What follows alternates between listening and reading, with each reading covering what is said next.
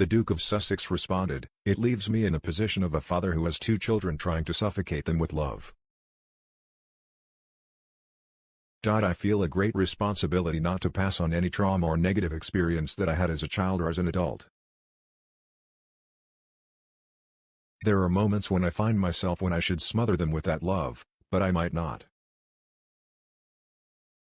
Harry told the trauma expert that he is focused on trying to give his own children a different upbringing.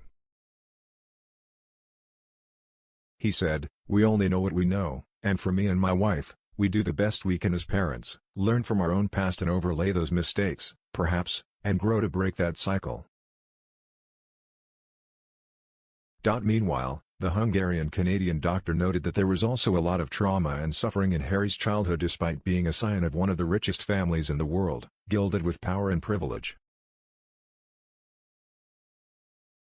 Also in the interview, Harry dismissed claims that he portrayed himself as a victim in his memoirs. He said, "I definitely don't see myself as a victim." The Duke said his decision to openly discuss his struggle in the book feels like an act of service. Charles has been struck beyond measure by the Prince Harry revelations, a source claims. Many wonder if there is a way back into the family for the Duke of Sussex. In his memoir, Prince Harry spoke about his fractured relationship with his family, focusing in particular on his brother, Prince William, and his father, King Charles III. The Duke of Sussex stuck to his promise of pure honesty and revealed a rare insight into life within the royal family. However, the prince has been criticized for invading the privacy of his family members, with a biographer saying the king has been hit hard by the revelations from his youngest son. Gil Knappett, a royal author and biographer of the king, was a guest on last week's episode of the Pod Save the King podcast.